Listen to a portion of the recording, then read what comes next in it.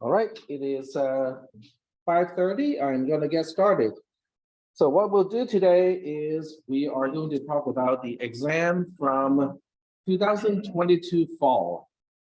Okay, it's exam 2. We are about through the semester. So that's why we're going to have exam 2 next Tuesday. Today we'll do a quote-unquote practice. Yes. It is, okay, I can show you where to find it. It is in the announcements. And if you go to about 2/3 through the semester, I believe it is an attachment in that one. Yep, there we go.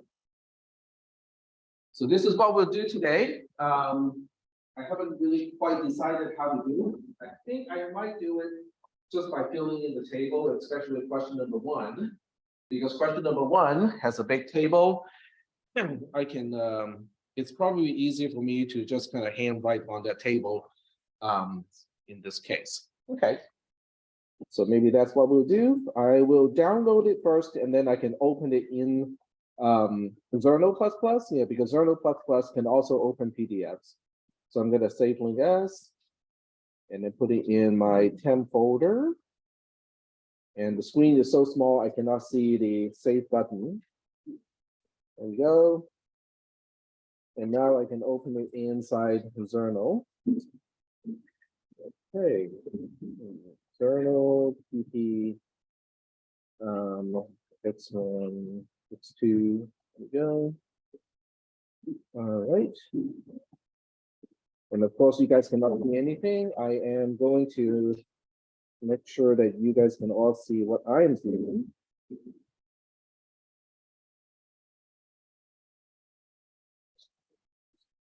Okay.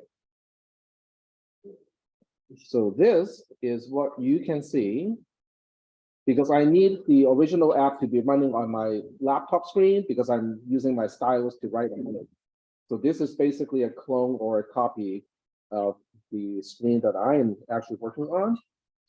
And then I need to run one more script to set up the stylus so I can use it. There we go. All right. All right, so are there any questions before I get started with the practice exam of exam 2? No questions? All right. No questions about the scope of the exam? Yep. The scope of the exam is everything up to and including what we talked about last week. So you might want to write it down. Okay, so everything that is in TPP and also what instructions do in TPP are inside the scope of exam 2. Now, if somebody theoretically, hypothetically, is to ask, is it comprehensive? Then the answer is not intentional. In other words, you still need to understand your flags, even though I may not, I will not ask a specific question to ask about the flags, but you still need to understand what each flag is. Yes? So everything from floating point, because that's the topic right after exam 1. So floating points, the memory devices, SR latch, the D flip-flops, all that stuff, all the way up to and including the instructions of TTP. But it will exclude sequences of instructions of TTP. In other words, you will not be asked to explain or to code in basically sequences of assembly instructions. Is that okay? But you will be, I will be assuming that you know what each instruction does, but not necessarily knowing, how do we combine these instructions to do a particular thing. Is that clear? Okay, all right.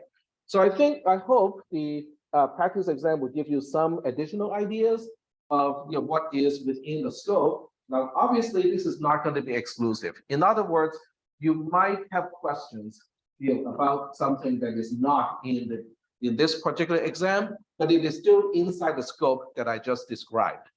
Okay, this is just the exam from last semester. And for this semester, I have not made up my mind, what kind of questions to ask. Is that okay? All right.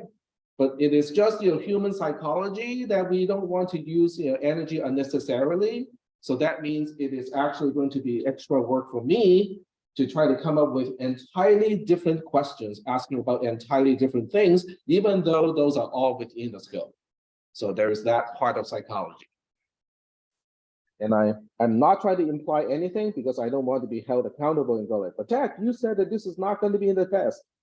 So I'm not going to exclude any topic from the exam. All right, so the first thing I need to do is to zoom in. So this way we get a better view. All right, so most of this stuff still applies to you. Obviously, the date and the time would not apply in this time of year. The exam is an individual, that part still applies. It is not a group assessment. Paper-based material that is handwritten or printed prior to the test can be used. That still applies to this class, no electronics. So in other words, in terms of what kind of material you can bring with you or use during the exam, it is the same as exam 1. You can bring a graphing calculator if you wish, which might be handy for certain types of work in this case. Personally, for me, I think a normal dumb calculator that you can buy at the Dollar Tree for $1 should be fine. But if you want to bring your TI 84, 83, 80, whatever, that's fine too. Do not share or discuss any part of this exam with anyone who has not taken the exam. Now, this part is really important because with exam 1, someone was sick and had to take the exam more than a week after the entire class took the exam, and that's why I could not talk about the solution to the questions until after that. So that was a kind of a bummer. Grading is based on explanation and steps. So there will be certain parts that requires me to explain, and there will be certain things that you just need to fill in zeros and ones. So it'll be clear in the questions. In fall, there were only 3 questions, but I cannot make any guarantees that you only have 3 questions this semester. Are we good so far? All right. All right, so we are moving on to the first question. The first question is about analyzing a device using oh, there we go. So the first question looks like this. Okay, this is question number 1. It gives you devices. So we have one SR latch called G, one SR latch called J, one SR latch called A, one output pin called D, one regular and not NAND. This is a regular AND gate called B, one input pin called F, and one input pin called C. Those are the ingredients. So the question now is, how are these things connected? So the way they are connected is implied by this table. So in this table, the top row, those digits, they identify the nodes. So everything that has a 4, they are connected. Electrically, they're all connected. So J.S, or the S part of J as an SR latch, is connected to the output pin of B. That doesn't make a whole lot of sense. It really does not.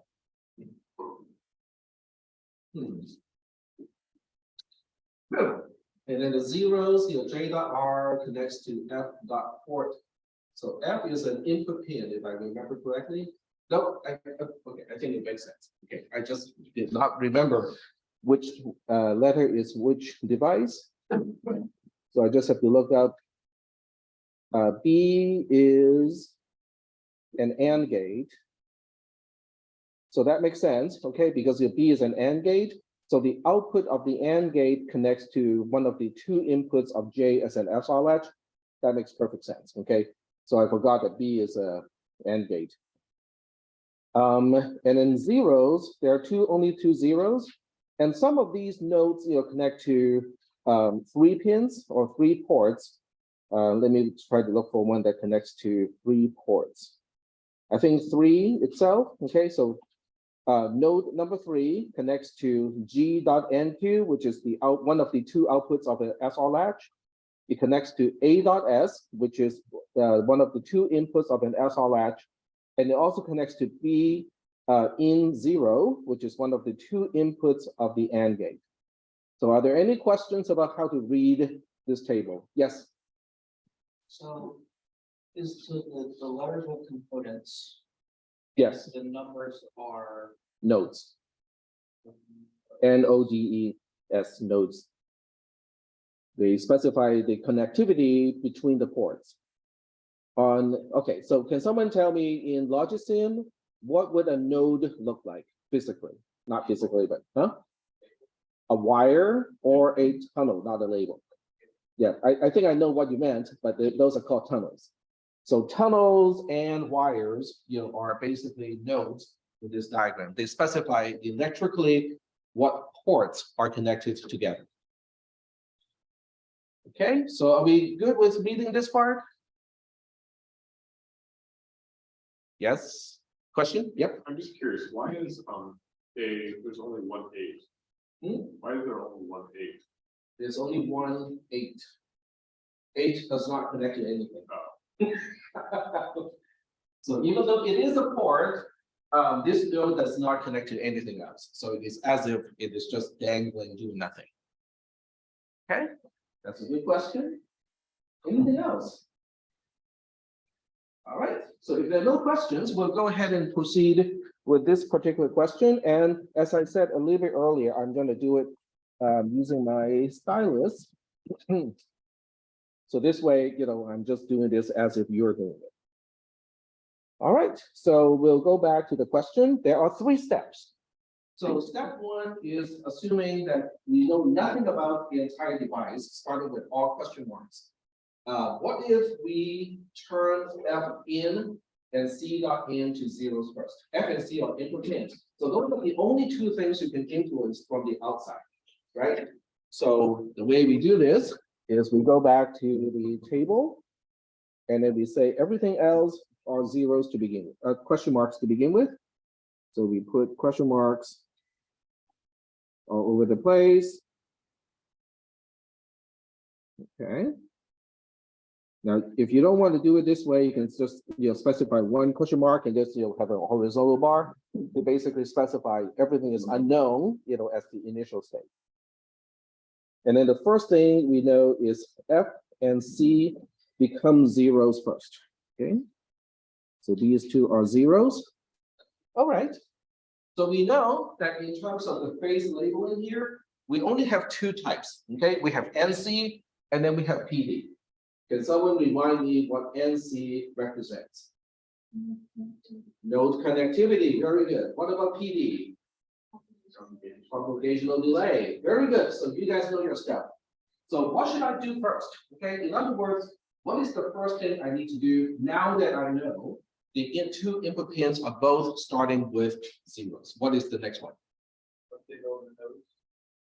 Okay, but is it an NC or is it a PD? An NC first. Very good. Okay.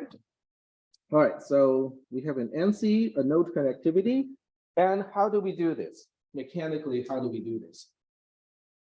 You look at the nodes and then basically with the matching numbers, you would also put them with those zeros. Exactly. So you look up the numbers at the top of each column, and then what you do is to say, look at this one here. Node 0, everything that connects to node 0 should be 0. So we look at this one and say, you're supposed to be 0. And I'm just scanning through, making sure I don't miss anything. That's the only one.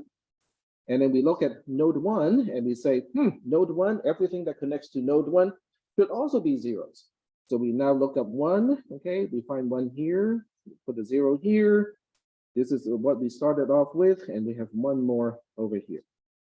So this is what NC does, okay? NC basically uses, how the nodes are connecting the ports, and then we basically just electrically spread the state of, the pins, so that, we say, okay, so this thing, either an input pin or an output pin of some device has changed its state, who else needs to update because of how we connect the circuit?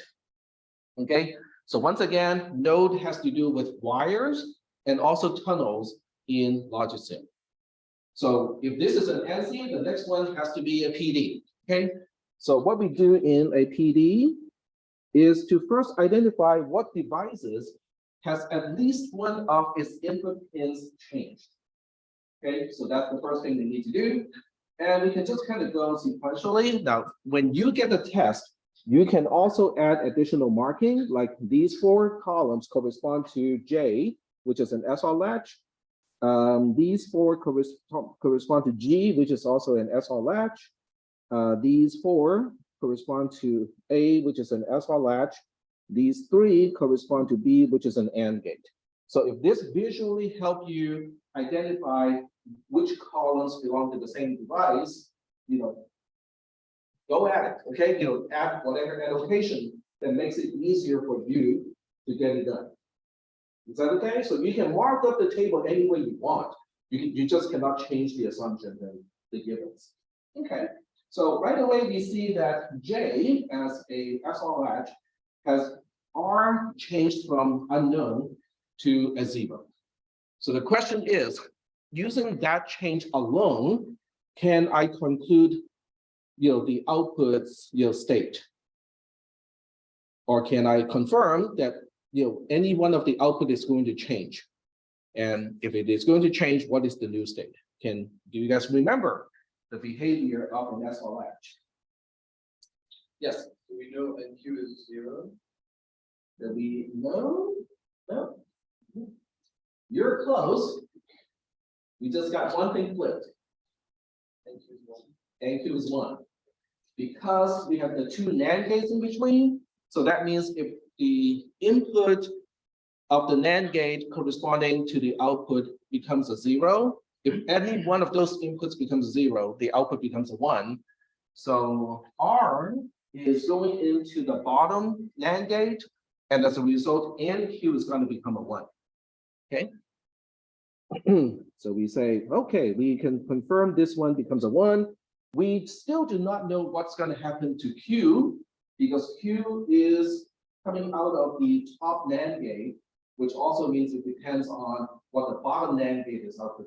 Okay, so we're just saying, okay, we don't quite know what J dot Q is going to do. So we're going to do the same thing with SR latch G. So it's in the same situation. So this becomes a 1.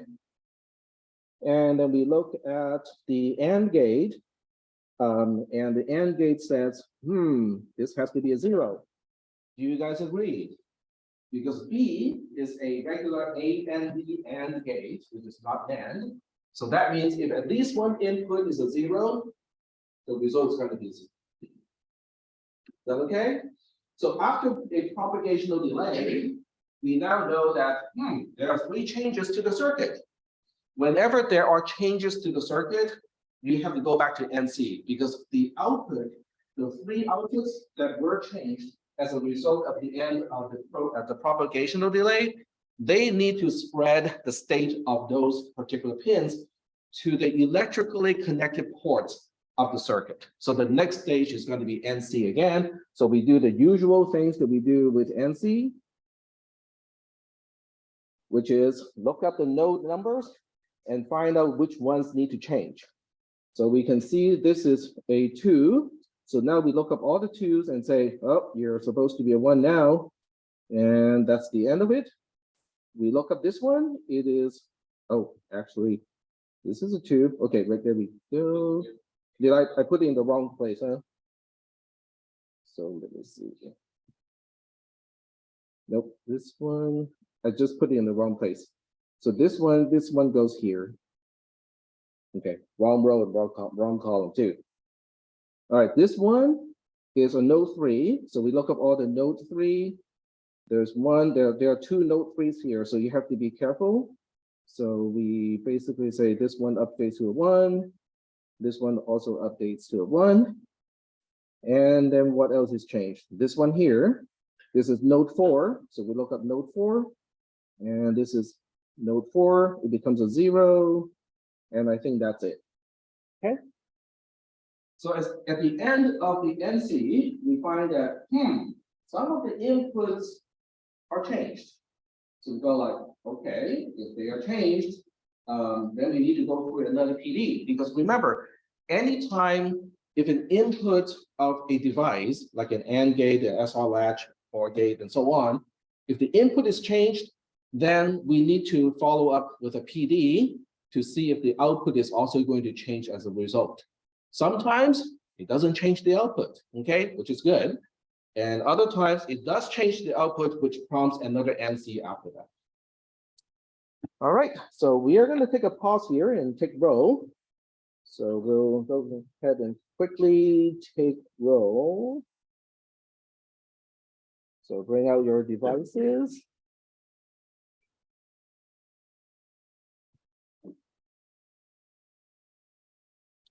And today's row is right here. And once I click this, and I can look into, I'm pretty sure the access code is exam2, but I will double check.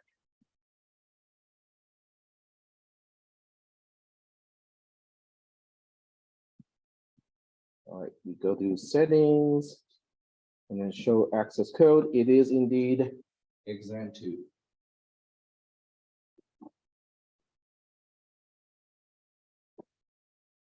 So for those of you who get this part done early in your, you can kind of go back and see if there are any questions you have about, number one, question number one in exam 2.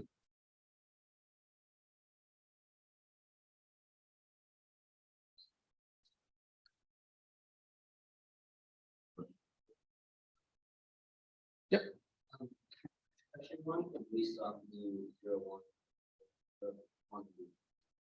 Oh, question one is not near that. Okay, It's not even close to being done. Yeah, my watch just just buzzed me. I'm like, oh, okay, it's time to take roll. Yep. Will we have the this finish walkthrough of it, or will we just go through for you? Like, I can give it to you. I mean, I'm not sure how helpful it is. I mean, I just like having Yeah. Sure. match it up. Yeah, just remind me and I'll save it and send it out. Yep. Is there a way we can like, You can draw this. yeah, like Even drawing the diagram. that? Well, you can. Okay. I don't want to do it because it's it's a lot of trouble. For something like this, I would not even bother to use Logisim. I would just draw it on a piece of paper. That's what I'm Oh yeah, you can totally do it. Because the connectivity are already specified by the nodes. Yeah, you can do that. Yep. Yeah, maybe after the class I can kind of do that. But personally, I like to work with just the columns. Yeah. Because the picture is one more step I have to kind of look away and then go back, look away and then go back. Oh, okay, that's fine. I see. All right, so from the chattering, I think most people are done.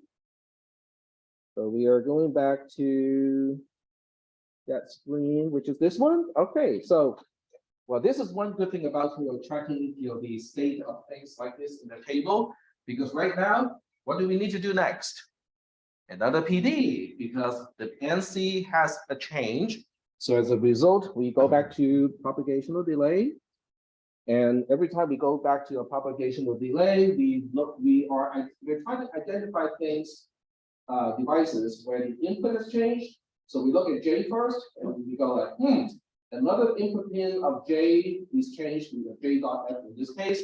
So that is a 0, which results in J dot Q becoming a 1, like here. And then we look at SR latch G. Now SR latch G is in a different situation. This becomes a 0. You can have you can bring notes with you. In other words, the truth table of an SR latch is one of the things you can bring.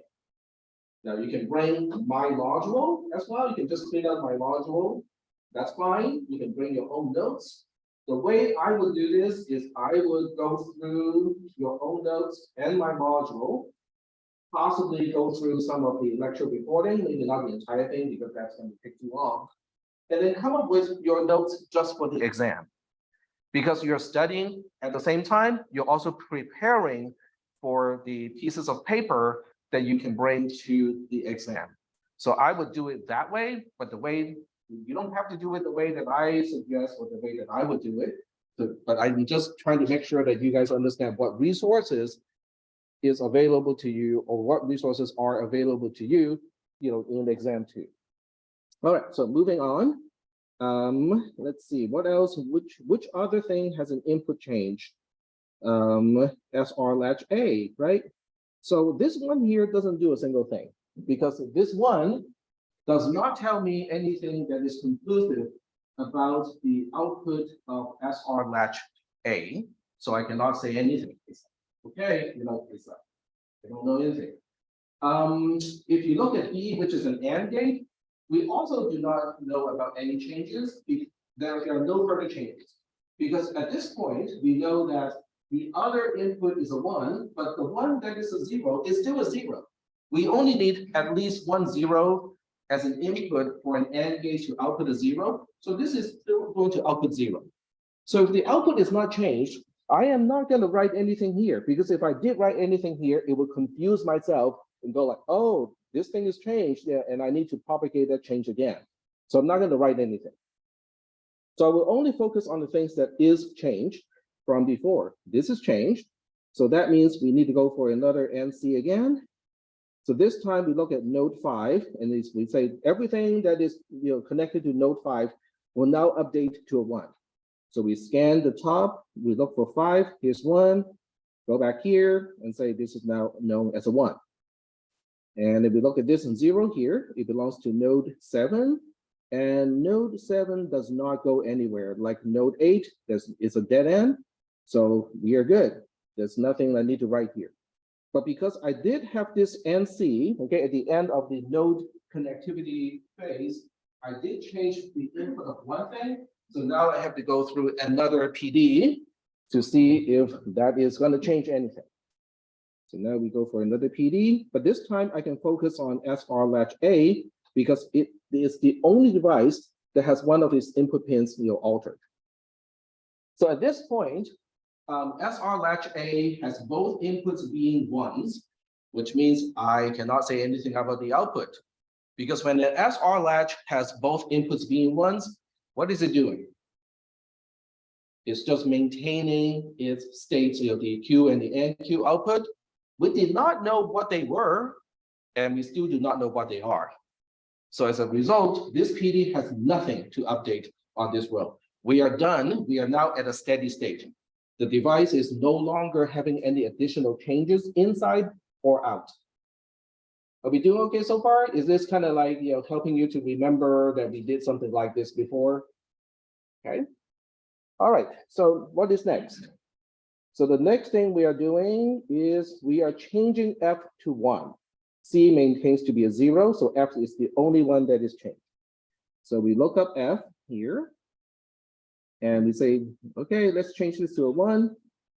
And automatically we start an NC because we're changing one of the input pins. So whatever the input pin connects to also needs to be updated. This is node 0, so the only thing it does connect to is this one here. So node 0 updates to a 1. I'm just double checking, making sure there are no additional node zeros. So we are good here. But that did change one of the input of at least one of the devices. So that means we have to go for another PD again. And at this point of time, SR latch J has S being the S input is a 0, the R input is a 1. So that means the output is going to have a 1 for Q, but NQ is going to be changed to a 0. All right. And you can get that from the truth table of the SR latch. So make sure that you bring all the material within the scope of the exam so that this way, if you don't remember something, you can just look it up. All right. So because I did change one of the outputs, I need to go for NC again. So now I need to this is going to get a little bit cumbersome because I cannot see the top. I have a little trick that can help me do this, but when we get to that point, I'm going to utilize that little trick. We're not quite there yet. We're getting close. All right, so this is node 2. So everything that connects to node 2 needs to change to a 0. This connects to node 2. So this needs to change to a, did I just confuse myself? Nope. Okay. So this 0 is propagated to this thing here. This becomes a 0. And there's another 0 here. So this also changes to a 0. And believe those are the only, yeah, I messed up, didn't I? Okay, so this belongs to node 2, not to node 0, sorry. That was my fault, I was following the wrong node. So node 2, and that's the only node 2, yep. All right, but since I did change the input of one of the SR latches, I need to go for PD again. So this time I look up this SR latch G and see, and we change Q to a 1 as well. Like that. All right, so now I need to use that trick that I was talking about earlier. So that involves a screenshot that you cannot see. And I'm trying to figure out where to put the screenshot because you guys need to see the screenshot. So I'm going to put the screenshot on the side that you guys can see. There we go.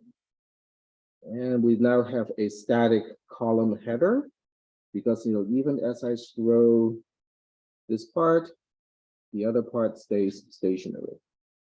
All right. All right, so now we have the PD ends up with node 7 being changed. So now we have to look up all the node 7 in the PD in the next NC, and there's nothing to change here because this belongs to node 7. Okay, I have to change my pointer to here. So you can see node 7 doesn't connect to anything. So the NC is not going to do a single thing. Is that okay? So once again, we have a row that is all empty. And once we have a row that is all empty, we are now at a steady state. So now we are ready for the last step, which is changing one of the input pins to, okay, I have to remember which one we're changing. All right, so we are looking at this step 2 here. We're changing C to a 1 now. All right, so I will try to show as much as I can. There we go. And okay, this gets a little bit difficult for me because I can't really see where is node C on my screen because I don't have this little part on mine. So I have to look it up and do my best to match that. All right, so we have another NC because this time we are starting with changing C to a 1. Okay, so this gets, okay, I can do this. Okay, so this is the input pin of 1, and we have a node connectivity phase because now we need to see who else is going to change because C as an input pin changed. All the node ones, right? So the other node 1 is B in 1, and there we go. This one is now changed to a 1. So this one, okay, if we look up, okay, this gets a little bit harder for me to explain. It's because this is the input of the AND gate. So now we are saying, oh, the input of at least one of the devices got changed because of the NC. So we need another PD to say, okay, how is this device going to respond to that change? So we're looking at this one here. So now you look at the AND gate, which is labeled B, and it's going like, those inputs are 1s. So I think the output of this AND gate is going to become a 1 after the propagational delay. So that means B dot out is going to change to a 1 after the propagational delay, which means we're going to have to go for another NC. Yes? Shouldn't the other column Oh, yeah, I forgot that one. Good night. You mean this one here? Yep, there we go. Thank you. Okay, I will show you a visual trick to help you, quickly identify all the columns because I just made a mistake or I just neglected, one of the columns that need to be changed. So let me show you that part first and then we'll continue because I think this is, because if I don't remember, I will forget. All right, so one way to do this, okay, I know this is gonna look messy, is to use a wire to hook up these two. And then the same thing with the zeros. This is going to look very busy, okay? I don't have a really good way to solve this problem. Color coding is not going to work because even if you do not count node 8 and node 7 because they don't really go anywhere, you still have 7 colors that I need to use. And most people cannot reliably differentiate among 7 colors when they're all kind of randomly distributed.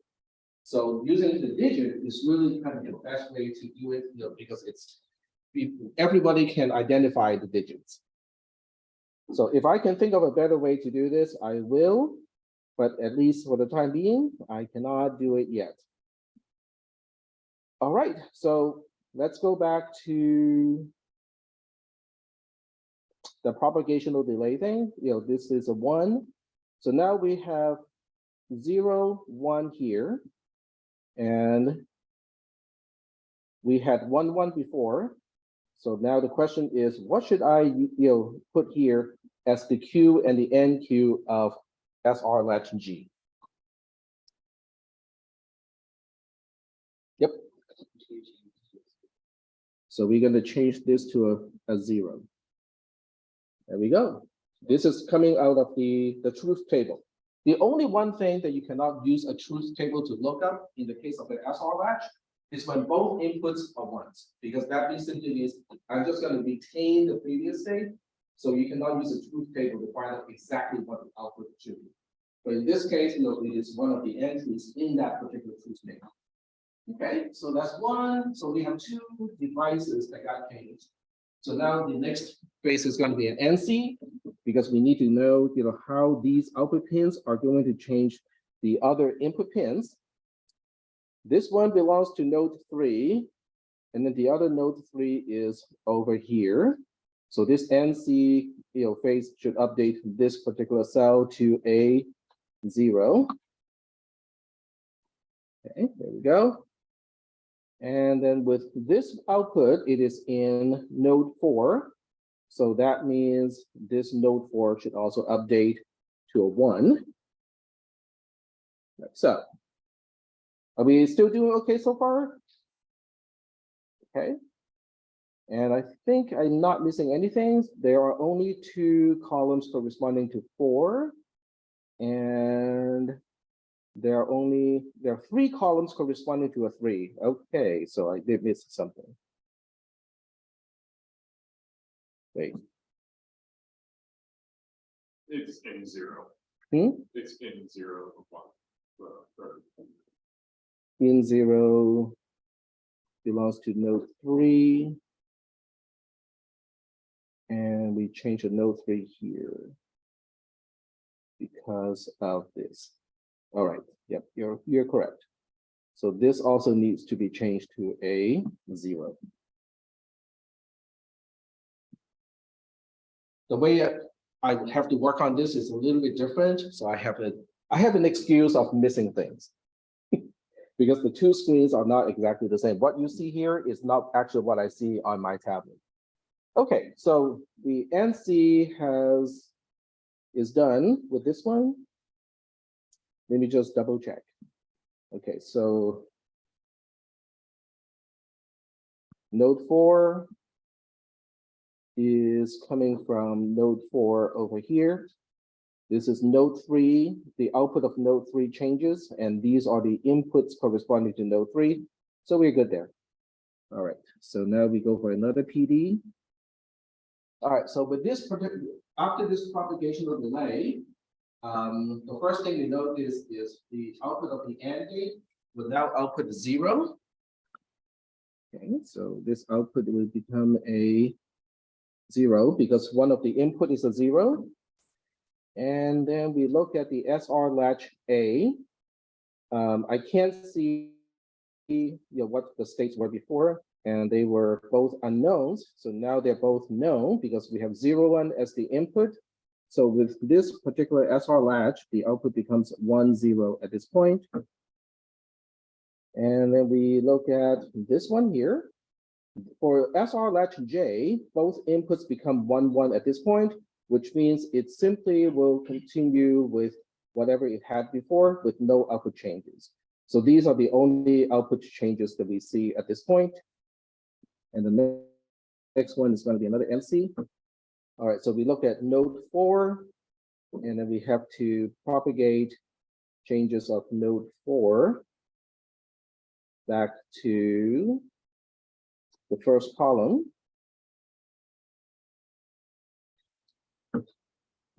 And then we look at node 8. Node 8 doesn't go anywhere, so we're good here. We look at node 6. Node 6 goes to only a port, which doesn't really do anything, but we need to update it.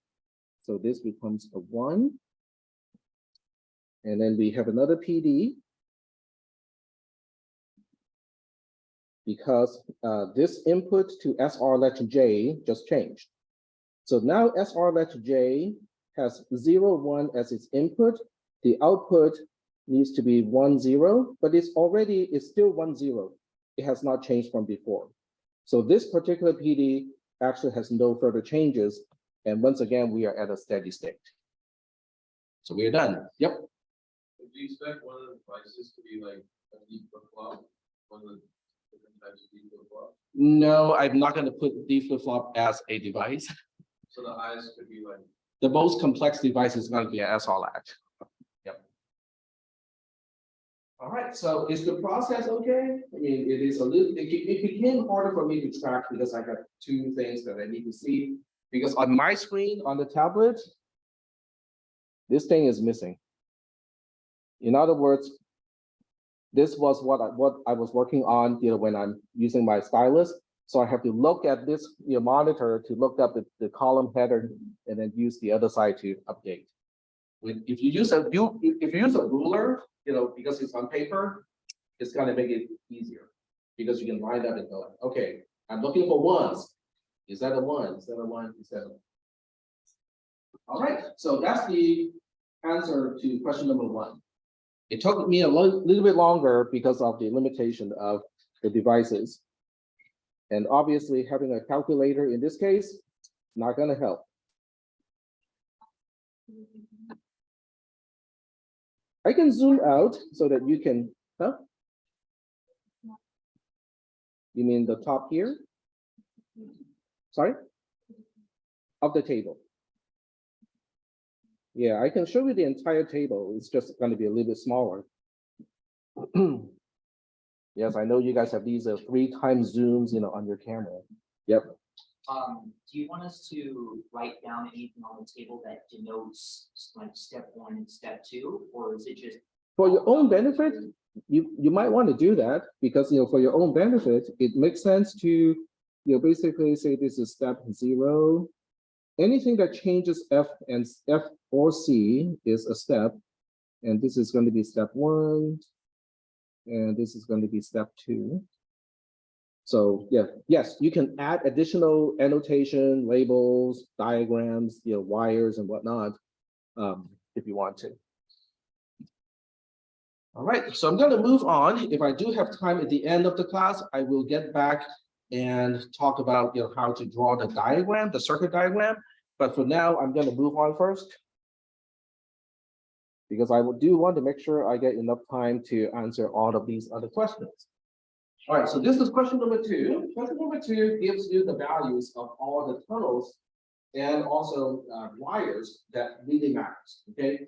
In other words, I'm not giving you 26 zeros and ones and leave it up to you to figure out which 3 bits select the operation at the ALU, which 2 bits select which input of the which 1 register of the register bank is going to be updated and whatnot. So these names correspond to the tunnels that you see in the circuit. I'm debating whether to include the TTP circuit, the ALU circuit, and also the register bank circuit in the exam, and give you a bigger pile of paper. I probably would just do so that people cannot complain. It's like, oh, but you didn't give us the diagram. Okay, here's the diagram. You have everything that you need to figure out the answer back. Okay, so we'll go ahead and read the question carefully. First, here, okay, let me zoom in again. All right, so identify and list all components that is going to be updated on the rising edge of the clock, because we do know one of the registers, which is not listed, which updates on the falling edge, but that does not matter. We only care about things that update on the rising edge. This includes this part here. I just put it here to help you so that it reminds you what you need to look for. This includes all the registers as well as RAM. For each identified component, explain why you think it is going to be updated. Trace your reasoning to the bits from the data port of ROM. You may refer to these using the names in the pre-dissected microcode, which is the list of values here. Okay, so that's what it's referring to. Use the following area to answer this part of the question. All right, so what do you think, which components are getting updated and why do you think that is the case? So obviously I cannot really quite write the answer exactly the same way that you would, because I need to look at this at the same time, and on my screen I can only look at one portion of the screen at a time. Okay, so can someone tell me what ROM.D0 is connected to? If you had a circuit diagram of TTP, would you be able to answer that question? Okay, it connects to the instruction register. Okay, so that tells me the instruction register is enabled. Okay, so that's one. So I'm gonna just point this and say the instruction register will update. Okay. What else? Okay, RAM style is a 1. What does that mean? The RAM is enabled, right? The RAM component is enabled. But I only need to know whether it is overwritten or not. Is it getting updated? Which pin or which label will tell me whether I'm reading from RAM or I'm writing to RAM. RAM load, and RAM load being a 1 means we are reading from RAM, which means RAM is not getting updated. Okay, moving down the list. Okay, RIEN is a 1. What does it mean when RIEN is a 1? It has to do with the register bank. It's the enable, and it says basically one of the 4 registers in the register bank will update. Okay, so I will just kind of comment here. Okay, one of the registers in reg bank will update. That's for RIA. That's for RIEN. Register, yeah, it's for register input enable. There we go. Thank you. All right, but which one? How do I know which register in the register bank will update? Which color will tell me that? RISEL, okay, register input select. And it has a bit pattern of, well, okay, it's not a bit pattern, it has a value of 2, which is decimal. So which register out of A, B, C, or D is going to be updated?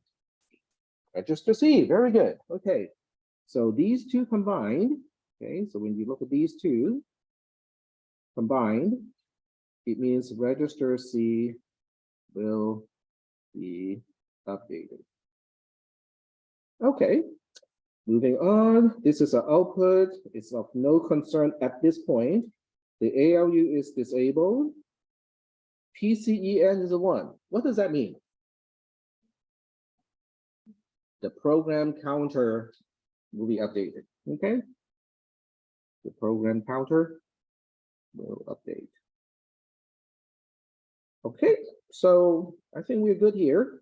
Bit 24 and bit 25, I believe, they go to the reset of the register bank and the other one. So we're good here. So the correct answer in this case is the instruction register will update because rom.d bracket 0 is 1. Register C will update because RIEN and RI cell, RIEN is a 1 and RI cell is a 2. Both of those indicate the register C in the register bank will update. PCEN is a 1, tells me that PC, the program counter, will update. Yep. Just arrows versus putting it underneath the question.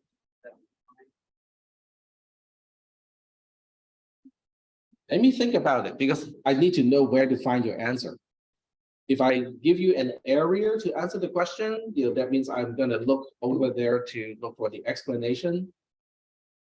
So I may not want to do that because because now your different parts of the answer can be scattered on the page, and then I may not be able to find all the parts. Yep. So we won't need to bring extra line paper for the exam. You should probably still bring some paper just in case. Or I will bring a pile of paper in case anything. For showing work or Either, I mean, I can just bring paper in case you want to use it. Yep. And will you bring a copy of the TPP, or do we have to bring around? I think I just mentioned it earlier. Yes. I said I don't want anyone to have an excuse of, oh, but I don't have the diagram, I cannot answer this question. So I'm going to give you the diagram. This is the TPP. I will give you the TDP, the red bank, and also the ALU. But in order to save trees, they might be small. I might try to put all 3 diagrams on the same piece of paper, so on one side, it'll be the TTP, on the opposite side, it will be the red bank and the ALU. So, if you think you might need, a magnifying glass, that's what you need to bring. I believe those are also found in the Dollar Tree for $1. All right, next question. Okay, so next question is to ask how things are updated. Okay, so the next question, next identify and explain how these components are updated. Now that we know they are getting updated, how are they going to get updated? So this is where you need the diagram of TTP because you need to find out, okay, so the input of this register goes through this multiplexer. This multiplexer has a select of this particular number and so on to figure out, and explain that to me in writing, how those things are connected. So the connectivity is important in this case. So for this part, I'm going to only verbally tell you, how things are connected. You need to turn those into words and put those words into the answer in order to explain it. Is that okay? Now, even though I'm only being vocal or using audible answer at this point, I think YouTube does a fairly good job of transcribing, which means by tomorrow, you would also have the actual written answer to this part. You just have to go through the closed captioning and copy and paste that. All right, so now we need to start up LogicSim. So that's what I'm going to do next. Java.jar. It is in my documents folder, CISP310 processor, LogicSim, and then back to there.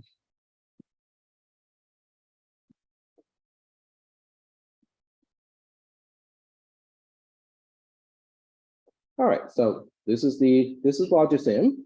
So I can't really do it the same way that you guys can because I don't have a separate piece of paper. So I can flip-flop between the documents.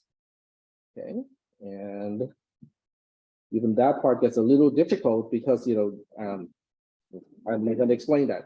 All right, so now that we know how things are updated, with this one, I think I have a pretty good clue of how things are updated, but I still need confirmation. I think the RAM.D port is going to connect to one of these things that's updated, right? So we're going to have to find out, how RAM is addressed and also, how it is updated. How RAM is addressed is determined mostly by ADDR mux, okay? So that's what we need to look for first. All right, so this is RAM. This is A port, the A port of RAM. It goes into this multiplexer. This is address mux. In the question, it is a 1 right here. So that means it connects to what? Okay, let me retrace my steps. It connects to the output of the program counter. So now we know we are reading the location in RAM based on what the program counter has. We good so far? Right? So you kind of have to explain that and say ADDR mux being a 1 means the PC is controlling, the A port of RAM. So we are addressing, based on the program counter. Okay, that helps. So in the question, let me kind of go back to the question so that you can see it. So in the same question, we also want to know where the D port is going to. So now we go into the circuit diagram, we look at the D port, and it goes to a lot of places. One place that it does go to directly is the input of the register in the instruction register. So that tells me that the instruction register is updated to whatever the program counter is pointing to. Okay, so that's one that completely answers how the instruction register is updated. All right, so that means, in terms of this part here, I have fully answered this particular one. So now I need to figure out how register C is updated. So we go back to the diagram and we trace the input to the register bank. So this particular thing is the input to the register bank. Whatever is on this wire updates register C. So now we have to find out, okay, how are we configuring this multiplexer, which is RI mux. And in the question, RI mux has a value of 0. So that means we're connecting input 0 to this. And so we're looking at this wire here, which turns out to be the same as what we saw earlier.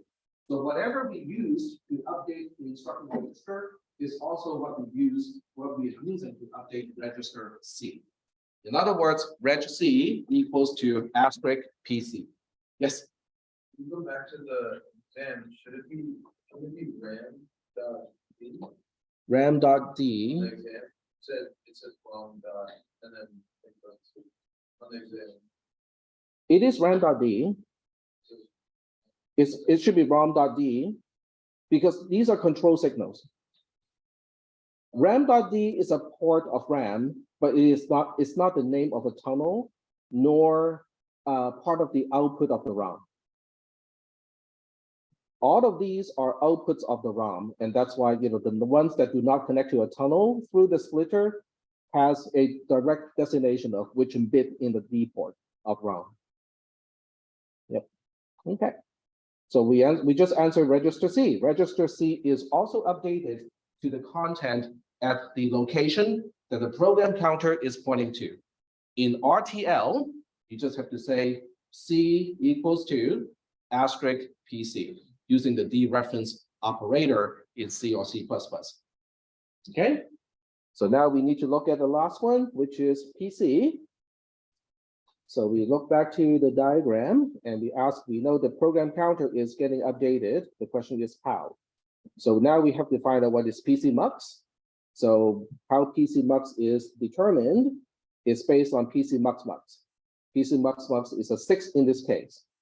So that means we are using input 6, which is a 0. So that means this is going to be a 0, which means we are only auto incrementing the program counter. PC is PC plus 1. That's how the program counter is updated. All right, so that concludes this part. Okay, I have just verbally explained how each component that is going to be updated of how it is updated. using the connectivity based on the diagram. Is that okay? All right. So now the next question, the next part of the same question is asking you to identify, do we have an instruction already that does this? Okay, so this part says, identify and okay, we just did that. So the next part says, does this microcode slice remind you of an existing instruction? What do you think? We basically we have register C equals to asterisk PC++. You go like, I don't even know where I'm supposed to find that stuff. Does anyone know where we're supposed to find that stuff? Once we have the RTL description of what the microcode slice is doing, where do we find a description of existing instructions and whether one is matching this one really closely? The opcode table, very good. Okay, so that's very good to know. You guys are paying attention. You know how to use the opcode table. So now that we know C equals to asterisk in parentheses PC++, do you recall which family of instructions would do this? What is the mnemonic of that family of instructions? Close.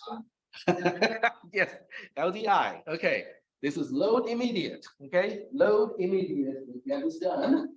So that would basically answer this question. So that would basically answer the mnemonic of this instruction. It doesn't match exactly because LDI is not supposed to change the instruction register.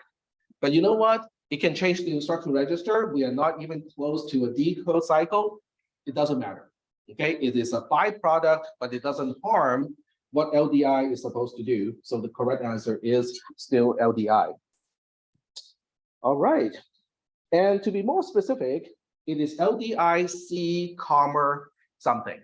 Now, what that something is, we have to leave a question mark because according to the question, there may be components, operands that you cannot distinguish from just the microcode size, and the immediate value is one of those things, okay? Because we don't know what the program counter is pointing to. We don't know what is the content that the program count is pointing to. It's not given in the question. So that part is going to be a question mark. So the full answer to this part of the question is LDI space C, question mark. Is that okay? Does everybody understand why there's a question mark in the answer? Okay. All right, next one. What is the hexadecimal opcode corresponding to this mnemonic? So how do we find that out? Which resource do you use? The opcode table, okay? So can I rely on you guys to bring the opcode table with you? Okay, very good. So don't forget, okay? Because as you can see, the opcode table is going to be quite useful in this case. And do we know which opcode, from the opcode table, do we know which one is going to do this? Okay, so let me look up my own opcode table here. And we're looking up LDI. So this is the bit pattern corresponding to LDI. And we know that XX is 10 because it's a true corresponding to the tunnel. So the entire opcode is just a 6 E in this case, 6 E in hexadecimal. So I have to read my own question to find out what base it's supposed to be in. Okay, what is the hexadecimal? So 6E is the correct answer. 6E is the opcode corresponding to the mnemonic. All right. Yes. Would OX 6E also? Yeah, this is going to be read by me. So if you specify 0x to emphasize this is in hexadecimal, sound good? Okay, not a problem. Any other questions? Yep. You would need to include a question mark after the. No, you would not, because the opcode refers to the one thing, the byte that we decode, so that there's nothing unknown about the entire bit pattern. Yeah, so 6E is going to be the correct answer. Yep. So I'm out of this, just said, so the X is gonna have zeros? Or how, like the 6E, because it was Because it's 1-0 for the XX. 1 0 for that. Yes. Because the upper part of the table, tells you which register has which two bit pattern, right? So 1-0 goes into these two XX here. So that means we are seeing 0, 1, 1, 0, which is a 6, and then we have 1, 1, 1, 0, and that's an E. So we have 6E as the hexadecimal representation of the octet. We don't need to specify, doesn't I have an extra byte? That is correct. We don't know what that is, so we don't have to specify it. And that's why it's a question mark in the mnemonic form. All right. So now we are moving on to the last question, which is to most people, the most difficult because we have not talked about this for the longest time. So that has to do with floating point representation. All right, so let value be the negative 163.5 in this case, and you can probably tell that with questions like this, it's easy to randomize certain things. Express v in base 2 using the binary point. Okay, so how do you find the binary point? Basically, so as a binary number with a decimal point. So how do you find that for the value of 163.5? How do you do base conversion? How do you convert base 10, 163.5 into a binary representation? The negative sign is not an issue here, so you can just kind of not, really care about the negative here. Okay, can someone tell me just kind of verbally how to do that conversion?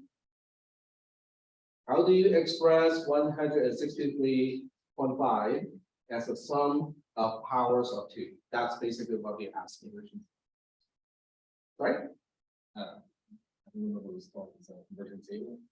Conversion table is not going to help you here because conversion table only helps between base 2 and base 16. This is base 10. Yep. Wait, I started to think this thing. Go through the powers. Go through the powers of 2. Very good.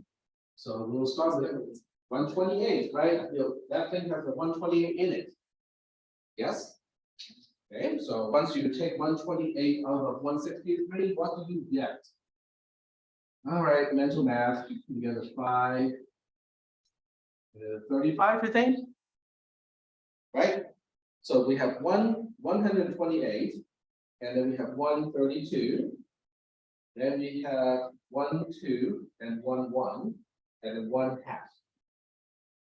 Then you say that one more time, okay? I can even remember what I said, okay, which is surprising. It has 128, 132, 1, 2, 1, 1, and 1/2. So what is that going to look like in a binary number? Okay, I can write this out. I mean, this one I can actually do. So we have 1, and then the question is how many zeros we got here, right? So we have 128, 64, 32, 16, 8, 4, 2, 1, and then 1/2, and so on. None of those. Oh, okay, I just made a mistake here. One of those, none of those, none of those, none of those, one of those, and one of those. Does that make sense? But it has to be a binary point number, which means you have to give me a point to separate the quantity of 2 to the power of -1, which is I would have, and 2 to the power of 0, which is I would want. Yep. Sufficient show derivation. Do you want us to show series? You can show me this, but you still have to kind of explain how 128, 32, 2, 1.5 add up to 163, 163.5. Yep. So you just have to kind of show the sum of these equals to 163.5. If you encounter the same question. Are we still doing okay so far? Okay. So the next part here is saying express V as a product of a normalized coefficient, also known as the pizza, in base 2 times the power of 2, such as blah, blah, blah, okay? Okay, so how do we do this? Say again? We move the decimal point. That is correct. The question is, how many times do we need to move it? Well, this is going to be like Sesame Street. 1, 2, 3, 4, 5, 6, 7. I should wear the count mask. The count in Sesame Street. So we have to move it 7 times. Okay, very good. So that means what do we do? What do we do about the power of 2? Okay, so it becomes 1.010000111 times 2 to the power of what? 7 is correct. It's just a straight up 7 because every time we move the decimal point or binary point to the left, we are halving the number. We are dividing the number or the antecedent by 2. So that means we have to increase the power of 2 by 1 to compensate for the division of 2. So are we doing okay? All right. So that answers the second part. The third part says you're using the double precision floating point number format. What is the biased exponent? So we see an exponent here, it's 7, but it's not biased. So how do we come up with the biased exponent? What is the bias amount? I can see some of you cannot remember, right? But do you know where to find that information? That's good, okay? Because all that you need to do is to look up the notes, look up your notes, look up my module, look up the Wikipedia page, okay, if you have it printed, and find out, oh, the bias amount is 1023. Okay, so that means the biased exponent is 7 plus 1023, which makes it 1030. Is that okay? All right. So I'm going to answer this part as 1030. How is V, I'm looking at part 4 now. How is V represented as a double precision floating point number? Explain how you come up with all 64 bits. Then express the 64 bits as a hexadecimal number. Show all steps. Now, in a question like this, if you have a bunch of zeros, you can just say 0, 0, 0, dot, dot, dot, 0. Okay, I understand that as a bunch of zeros. Okay, that's okay with me. All right, so where do we get started? Okay, what are the components of the double precision floating point number? Yes, the sign bit. Let's start with the sign bit. Okay, so I will scroll it just enough that I can still see part of the original answer. So we have the sign bit. The sign bit is a negative value, so the sign bit needs to be a 1. Very good. Okay. Then we have the biased exponent. We figure out it is 1030 in decimal. So what does it look like in binary? Same deal, okay? So this time, okay, by the way, how many bits do we use for the biased exponent? 11. Who said that? How do you remember? Very good, and I like it. Wikipedia, okay. Okay, at least it's not a chat GPT. And someone can record and transcribe my entire lecture. So all the questions that I ask, you can see your chat GPT just having the answer. And maybe chat GPT can even predict what I will ask next.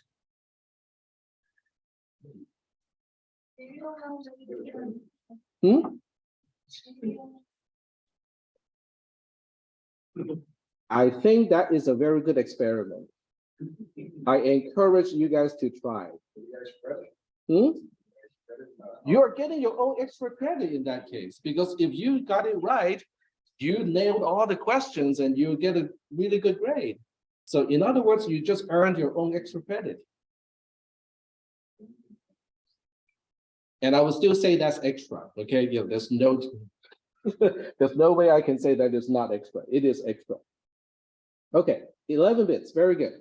So that means we start with 2 to the power of 11, and then we move on to, 2 to the power of 10, and then 2 to the power of 9, 8, all the way down to 0. That will account for all 11 digits. So we have 1024, 512, 256, 128, 64, 32, 16, 8, 4, 2, 1. Whew. Okay. And you look at 1030 and you go like, do we have a 1024? Yep.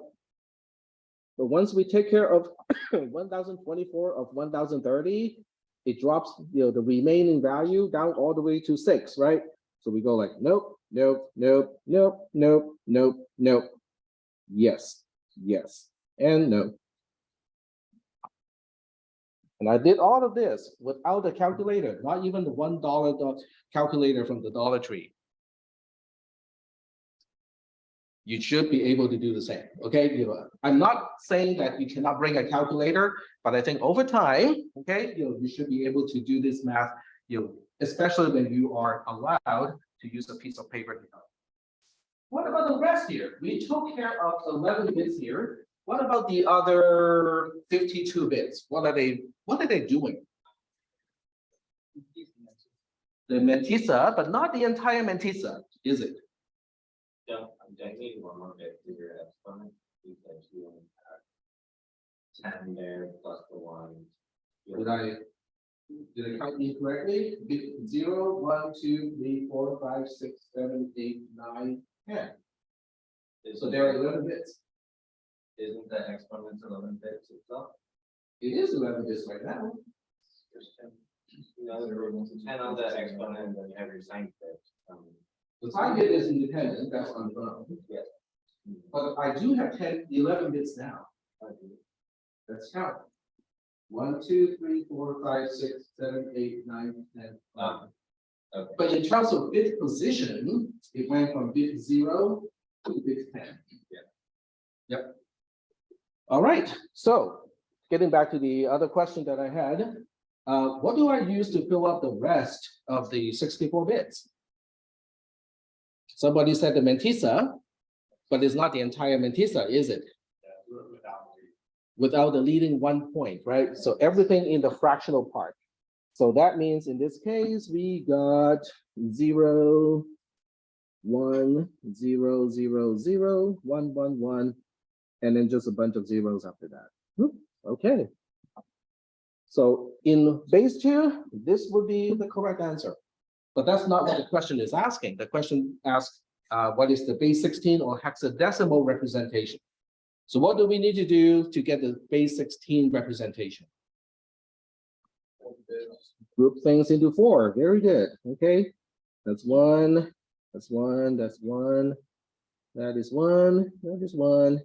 And then a whole bunch of zeros after that. Okay. So this is what you can use a table for. Okay. So am I going to print the table in the question for you guys? No. So I can pre-answer that question. So if you need a table to do the conversion between hexadecimal and binary, bring that in your on somewhere in your pile of paper. Is that okay? All right. This is a C, 0, 6, 4, 7. And how many zeros do I need as a base 16 number? In other words, the question is asking, in order to specify all 64 bits, how many hexadecimal digits do I need? We need 16, we got 5 here, so we need 11 zeros, okay? So you can basically say da-da-da, like that, and then you say 11 of these. That's fine with me. Not a problem. But you do have to tell me, without this part, I will take points up. Because without this, there's no specification of how many zeros you're trying to specify. With this, I go like, okay, I understand. You have, you're filling up the least significant portion with 11 zeros, and that's fine. All right, that's it. And Perfect timing. We just used up the entire lecture time. Yep, How many questions could we expect on the exam? I already answered that question. Can someone remind me how I answered that question?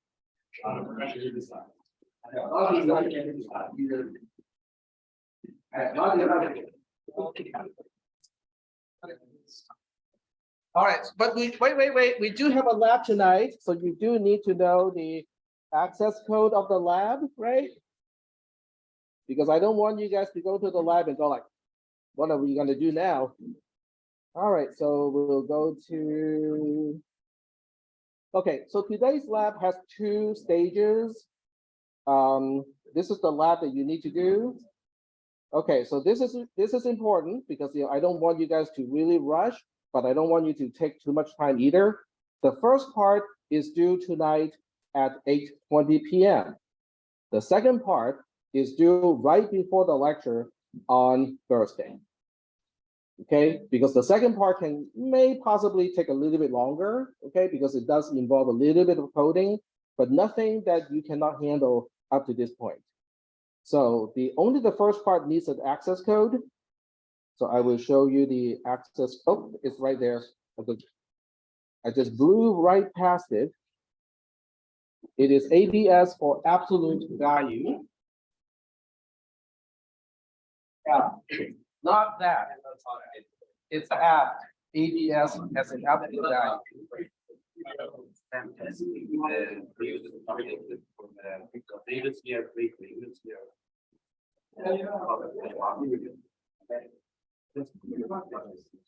But then if I don't give you the answer, how will you find it? I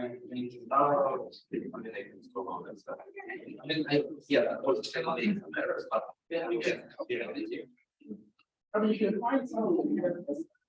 Oh. Would that be in the class? That was activity that you made us do. I didn't get to.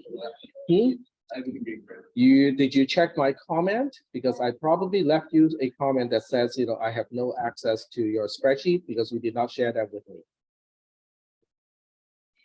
that what it was?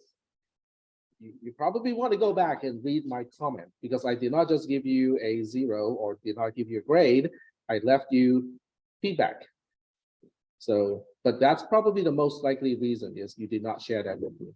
So you have to go back to the instruction of that assignment and then make sure that you share that spreadsheet with me and let me know when you have shared that with me, then I can go back and grade it. Okay.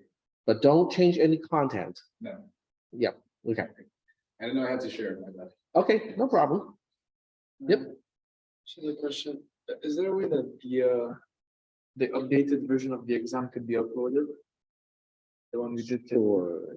That's what I'm gonna do. I'll do that when I get to the lab because this is gonna take a while. Thank you. Mhm.